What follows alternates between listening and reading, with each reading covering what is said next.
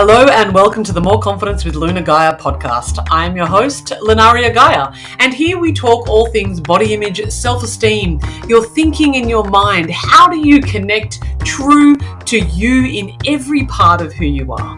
I want you to know that all of you is welcome, so sit back and relax and listen to today's episode. Sending you love. Can trauma be a good thing? Hi, and welcome to episode 146 of the More Confidence with Luna Gaia podcast. I am your host, of course, Lunaria Gaia, and we're talking about a big subject today. Do you think trauma could possibly be a good thing? I suppose fair warning to everybody here. This could be a little triggering and it could piss you off a lot. So strap in and let's get started. Before we do, I would love for you to do me a favor. I'm on a mission to help as many people as possible as I can to feel more confident, more secure in themselves, get rid of their negative self-talk, and to love themselves more fully. And every time that you hit subscribe, every time that you hit like, I get to get closer to that mission. Now, I'm not doing that necessarily for me. I'm doing it so as many people as possible can get access to this life-changing work. So I would love for you to go hit that follow button, hit that subscribe button. It'll go out there in the world and it helps more than you could possibly ever imagine. So thank you for doing that. And you know what? Thank you for being here. I really appreciate you being here. This is your time. This is your energy. This is the space where you can come, where all of you is welcome. And we talk some, maybe sometimes pretty big ideas around some of the subjects that riddle us, really, that keep us contained. There are things in this world that can be quite taboo to talk about in these day and age. And I'm breaking those taboos because I think they're worthwhile having a conversation. And so this one, strap in, may very well be a big one. It could piss you off. And I can hear people already, based on some of the shitstorms that I cause on Twitter with some of my content around changing your language can change your experience of reality. Some people are really not going to like this. And you know what? If right now you're listening or watching to this episode and you think to yourself, oh my God, this chick has got no idea, then it's okay for you to turn it off. But if there is any level of curiosity that you're experiencing right now about maybe, potentially, can trauma be something that can propel us? If you're like, if you're thinking, well, maybe I want to look at what I've experienced in my life in a different way, then I say tune on in. I say pour yourself a cup of tea, put in your headphones, go for a walk, whatever it is that you do when you listen to your podcasts. I like to go for a drive. When I'm on the road, I like to listen to my podcast then, or even when I'm working out in the gym. So no matter where you are listening and watching this episode right now, let's have this conversation. I know you might hate me. I know you might not like this. And I think that's okay. I think discomfort is something that we are so avoidant of in this day and age. And the fact that we have safe spaces and trigger warnings, I think started out to be a really beautiful thing. I think that, you know, the idea that we want to be able to create a space where people feel welcome, that we're aware of people's traumas, that people are triggered, I think is a really beautiful thing. I really do. And I don't want to go back into a world where we don't talk about mental health or that we tell everybody to just toughen up and get on with it, because that's not practical advice either. What I'm seeing is a huge swing. You know, it's 2023 odd now. So even 20 years ago, you know, when I was in my early 20s, 25 years ago, you couldn't talk about mental health in the way that you can now. If you were seeing a therapist, you were considered crazy. To be frank, I think that you're crazy if you don't see a therapist. Like, why are we not getting help with unpacking our traumas, right? But even 20 years ago, the fact that I would say that you hear voices in your head, as in your internal narrative, was considered clinically insane. Whereas now we just know it to be normal. Everybody's got a voice in their head. In fact, we probably have multiple voices in our head. They are our inner narrative. Now, if you're experiencing voices that are outside of you and that are, you know, on the point of psychosis, then I recommend going and seeking some treatment. That's always a caveat with any of this kind of stuff. I'm not a medical doctor. I'm not a psychologist. I'm a coach, and I help people to change the way that they see the world through things like NLP, through different strategies that I have developed over my life and my career to be able to help you move forward from where you are. Because, as I said, 20 years ago, 40 years ago, all of the mental health conversations that we are now having was completely taboo. And I don't want to go back there. I don't know about you, but I certainly don't want to go back to a place where you can't talk about mental health, where you can't have a conversation about your feelings or your experiences of abuse or trauma, or that your parents weren't there for you. I don't want to go back there. What I've seen is a pendulum swing. So we've gone from this real extreme of you're not allowed to talk about anything, you're not allowed to do anything. And now I see this kind of other swing of like, we are now hypersensitive to the fact that somebody might get upset or triggered, and that that's possibly the worst thing in the world.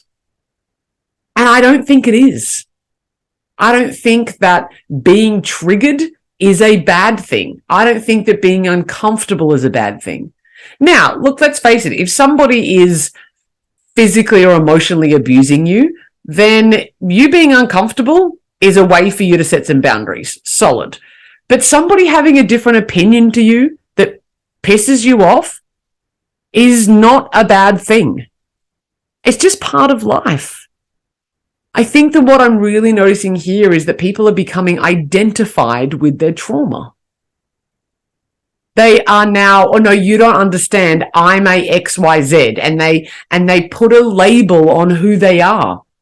And they become fully identified with the trauma that they've experienced. And as a result of that, they remain there. Everybody's circumstances are different. I understand this. When we are in the mode that says, I am a victim, even if you've been victimized, you don't have to have the identity of I am a victim. You could say I was a victim, or I was victimized. Somebody did do something to you that wasn't great. And I'm going to talk about the difference between big trauma and little trauma in just a moment. But we find ourselves labeling. I'm seeing it everywhere. People are labeling themselves and almost using it as a badge of honor about the traumas that they've experienced. That does not help you to move beyond it. And I'm not here to say that we need to, quote, get over it. That is not what I'm referring to here. I'm not going back 40 years and saying, you just got to get on with it. Pull your socks up. Up you go. What's wrong with you? But that is damaging. So is, I can't do anything because this bad thing happened to me. Or you can't say anything in front of me because this bad thing happened to me. Or I might get offended, or I might get upset, or I disagree with you. We can't be friends anymore. That pendulum swing from you can't talk about it to now you still can't talk about it. Other people can't talk about their experiences sometimes because the victim is going to get triggered. Let's, for a moment, talk about big T and little t. So big trauma, because obviously trauma is a big subject with lots of nuances in there. It's a huge spectrum. Everything from my parents weren't there for my graduation. You know, they weren't there when I skinned my knee, or they told me to suck it up when really I was having a really tough time. The kind of emotional micro traumas that we all experience. Childhood is rife with them. We can't avoid them. People letting us down, our parents not being there for us. Certainly emotional trauma happens to most of us in childhood because our parents were busy doing shit and we weren't able to get our needs met the way that we did. So we created survival mechanisms, and very often that was a result of our trauma. So that's kind of like little t. They're the disappointments that we've had. People have let us down. Maybe there's been, those kind of little moments. When I say little, doesn't mean that they're not impactful on us. They can be hugely impactful on us. In fact, I think that the little t's can have so much more impact on us because we tend not to notice them. We aren't aware of them as much. And so sliding along that spectrum might be that, somebody bullied you at school. Or, For me, maybe what I might consider like to be a kind of mid-range trauma, for me personally, like getting slapped on the ass at a school dance, or not getting slapped on the ass at a school dance because everybody thought I was fat and ugly. Like that could be a trauma for me. All the way through to the big stuff. We're talking abuse, we're talking violence, we're talking sexual violence, we're talking abduction, we're talking big stuff on the really high end of the spectrum. There's a really big gauge there. For the most part of this conversation, even though I'm going to touch on like the really big, like the capital big BT kind of like trauma, the capital big T's, for the most part, I want to talk about like our everyday kind of trauma, and the relatively heavier stuff. Yeah, not necessarily the super big stuff, but our traumas in general. We become identified with them. Oh no, I'm a survivor of X. I have this experience going on for me, so you don't understand me. That's why the whole world has to pander to my needs right now because I'm afraid of the dark. So now wherever I go, there always has to be lights on wherever I go because don't you know, my brother traumatized me as a child. Which, by the way, he did. For years and years and years. I'm the youngest of 5. I grew up with 4 older brothers and I'm the only girl. So I was tormented a lot by my siblings. And when I actually kind of think about it from an adult context, I'm like, they were some messed up shit. Like I was locked out on a balcony for 3 hours in the middle of Canberra winter, which hits about 6 degrees during the day, in a leotard. I was held down a lot by my siblings, but one brother in particular, in quote play, but I was held down against my will. Very, very often that happened to me as a child. And so my feelings around men being able to overpower me was really, really strong. I have a very distinct memory of going to bed one night, lying there. My mom comes in and says good night. I'm falling asleep. However many minutes later, there's a voice, a whisper. Luna. It was actually Katie, by the way. My birth name is Katie. Lenaria Guy is the name that I rebirthed myself with several years ago.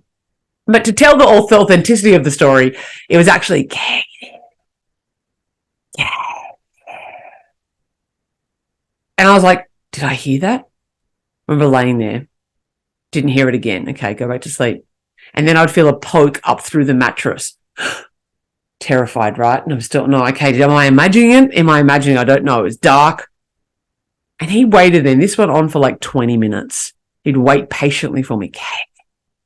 For years. Even when I hear that word Katie whispered in that way, it freaks me out. Now, we can't say that that's not trauma. I couldn't sleep with an under the bed, like I needed an ensemble or stuff filled within under the bed, until I was in my like mid to late 20s. I was genuinely terrified. The feeling of being held down, which I was held down a lot, and my face was covered, even when it came to the pandemic and having to wear face masks and stuff, I was considerably triggered by that whole experience because I was held down a lot as a child. Was I violently abused or violently sexually assaulted or sexually assaulted at all under those circumstances by my siblings? Not that I remember. Does that mean it's not traumatic? You bet your sweet bippy it doesn't. Those shit's scary. And we all have those experiences of traumas that we can remember in our life that impact our human experience right now. All of us have trauma. I want you to know that. That's why I believe that all of us should be in some form of therapy. Be that counseling, psychology, Reiki, kinesiology, be that going to a psychic or going to a coach. Whatever it is that your therapy is, learning how to surf. Go talk about and feel your problems because we all have them. All of us. And anybody who tells you that they don't have trauma or any kind of problems is lying to themselves. Nobody gets out of childhood without marks. Nobody gets out of life without marks. We all have had disappointment and heartache. The question that I posed in the beginning of today's episode is, can trauma be a good thing? Can it? that lack of emotional support, me being pinned down a lot as a child, even just my parents not being there for me from a pain of a place of lack of emotional support, which I'm sure that you've experienced as well. All of that, well, we go, well, why would that be a good thing? We don't want that. We don't want to be disappointed and have failure and fear and all that kind of stuff. Let's, for a second, just imagine a utopian reality. We have a utopian reality whereby all our traumas are healed. So we're not passing it on intergenerationally, like, our parents aren't projecting their crap onto us. They're whole and healed.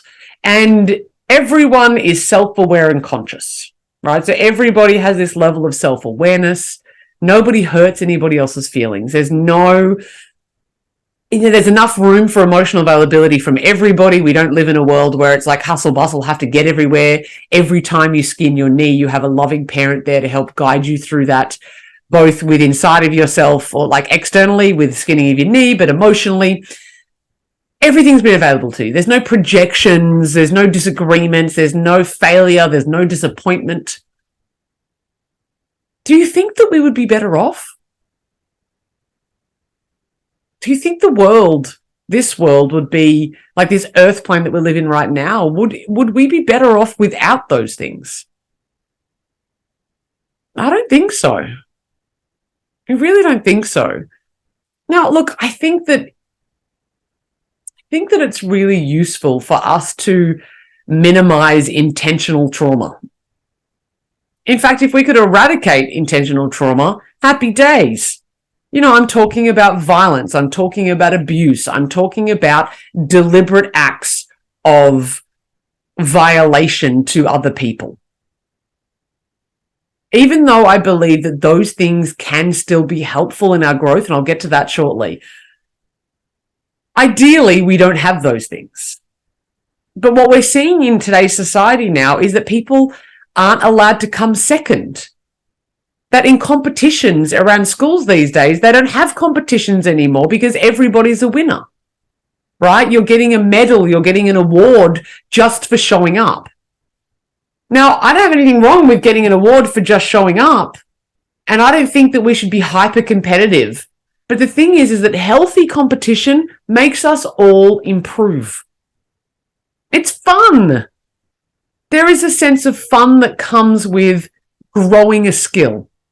If you listen to last week's episode 145 about happiness being our responsibility, I was talking about how progress is one of the factors to make us happy. And so if we're not ever being challenged, we don't grow. We don't evolve. And that doesn't leave us feeling very good.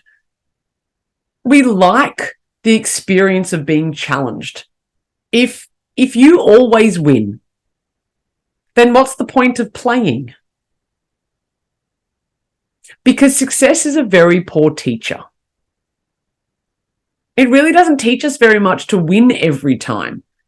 We learn most things through disappointment, through failure, through rejection. If we didn't have rejection and we got everything that we always wanted at every single point in time, considering the amount of conflicting experiences that everybody has, it's an impossibility. Because just say I'm attracted to Sarah and I want to date Sarah and I get what I want because I'm not allowed to be disappointed and I'm not allowed to have my feelings hurt. And so I get what I want and Sarah dates me. But just say Sarah doesn't want to date me. What happens then? What happens when Sarah doesn't want to date me? Is my happiness more important than her happiness? How does that work? The rejection that we might experience from not getting a job or having somebody not like us or having a friend say that they don't want to be friends with us anymore teaches us resilience. It shows us how we get back up again. You go look at any child who is learning new things. A child who is learning new things is making lots of mistakes. They're getting rejected. They are getting disappointed. They are failing a lot. It is not the failure and the disappointment and the rejection and the conflict and the lack of winning the failure that makes a difference. What actually makes the difference is how we learn to deal with that. That's the world that I want to see us living. Not that we're avoiding triggers because somebody might get their feelings hurt. I want people to know how to deal with getting their feelings hurt. Because my sisters, brothers, and others, in this world, it is full of contrasts. There is night, there is day. There is sound, there is silence. There is up, there is down. This is the world that we currently live in. There is contrast in this earth plane.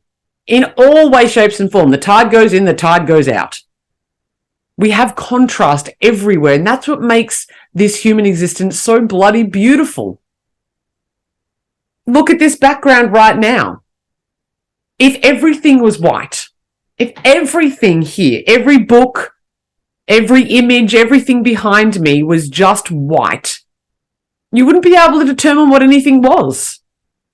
Whether or not you like the background, whether or not you think that you would pair the black with the colors and the white that's there, is irrelevant. The contrast is what makes things interesting. Because if everybody just agreed, if everybody had the same opinion, if nobody was ever getting hurt and everybody just thought the same way and dressed the same way, if nobody was different, that would mean we have no contrast and it would be boring. Not only would it be boring, there would just be nothing of interest to it. You go look in nature. It's all you have to do. There's no tree that's the same as the other. Even when they've been bred to be.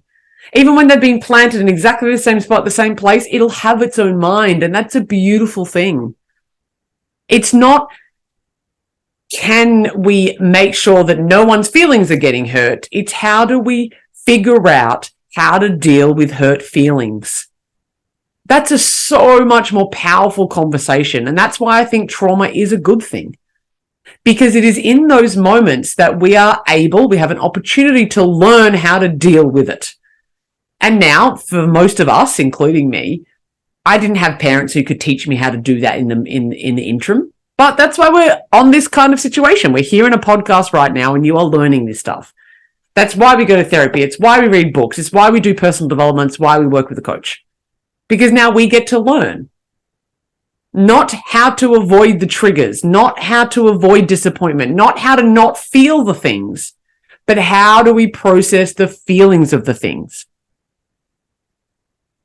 Rejection shows us that there is protection. Disappointment shows us what we actually care about. Failure can give us the drive to be able to move towards something that's deeper and more meaningful for ourselves. If you got everything that you wanted in a blink of an eye without doing any work for it, you wouldn't care about it. That's the thing. Generally, when things come easy to people, we value it less. Now, ideally, we don't want it to be such a bloody hard struggle that it feels like you're clawing your way out from the pits of hell. But there are plenty of examples in our society and in our world where people have done that. Even with big, big traumas, massive traumas, people who have been abducted, people who have, been taken as sex slaves, people who have been shot in the face, people who have been burnt with acid. The difference between those people who go on to make something of that and those that crawl into a hole is their attitude. It's their ability to be able to recover from something like that and to grow from it. I don't believe that we ever get over anything. Of course we don't. My brother died back when I was 27 years old, that brother who would torment me. What I wouldn't give to have him torment me again, right? Spirit, John, ease up. You don't need to. But when he died and I was 27 and he was 28, that was so freaking traumatic for me. It was so sudden. One moment he was there. A month later, he got a brain tumor diagnosis, and a month later he was dead. That was incredibly traumatic for me and my entire family. And it actually ripped my entire family apart. we didn't come together. It wasn't this beautiful bonding experience that I've seen other families have, like where they just come closer together. No, for me, it was an absolute circus, and it almost continues to be 13 years down the line. Yet that experience of my brother dying, I'm grateful for. I never wanted him to die early or at 28. But considering I did have that experience, I'm so grateful for it, because what I made it mean, and what meaning we place on things, we are meaning maker machines. What I made it mean over a period of time, I dealt with the grief, I processed the grief. Over a long period of time, grief takes its own course. I grieved. I continue to grieve as necessary. I got the help that I needed. It was an absolute horror-filled time for many, many years after his death. But what occurred to me during that whole process, and ever since then, is that getting old is not a guarantee. That I might not get to 30, let alone 40 that's coming up at the end of this year for me. He never got to 29. He never got to 29, let alone 30 or 40 or 50. However old you are listening to this podcast, what I took from that experience was that I need to go live my life. The life is short, and I don't want to waste it worrying about my fat rolls or my wrinkles. I don't want to worry about what other people thought about me. And so it set me on this trajectory of self-love. It set me on a trajectory of living my life the way that I want to.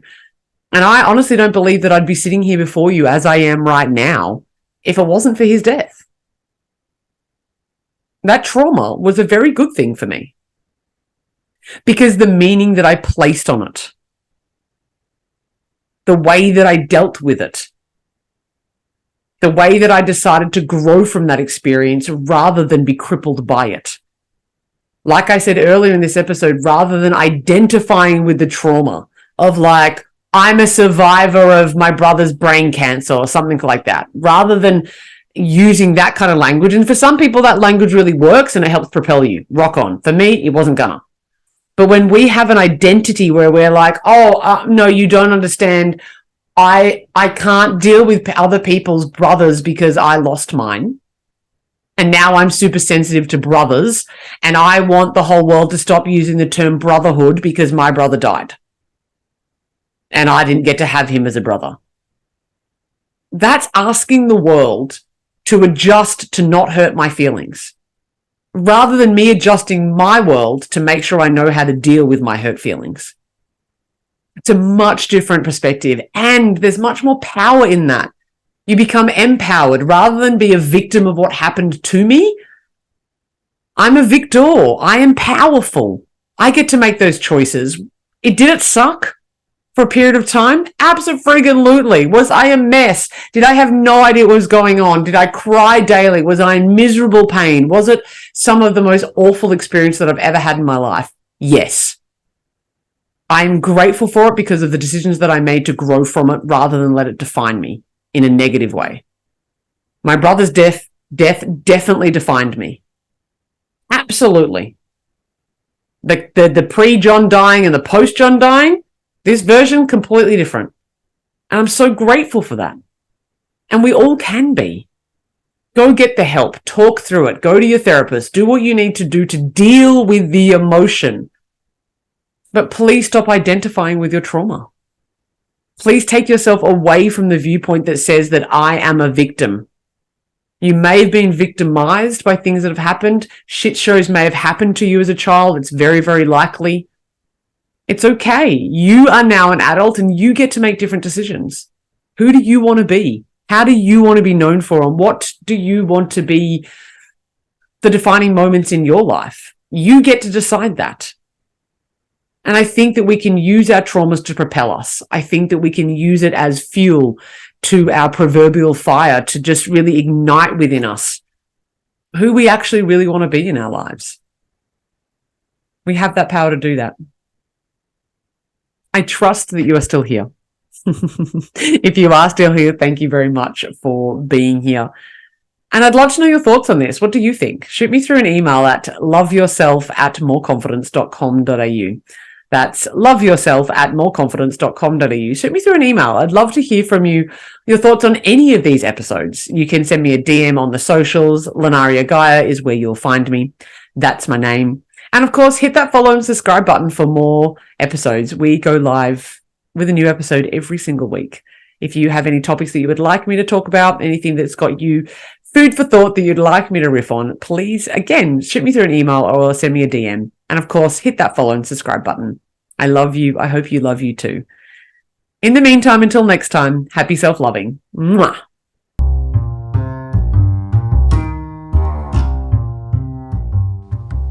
Thank you so much for listening to the More Confidence with Luna Gaia podcast. I hope you feel more confident, more self-assured, and ready to go tackle the world's problems and maybe kick ass in some of your dreams.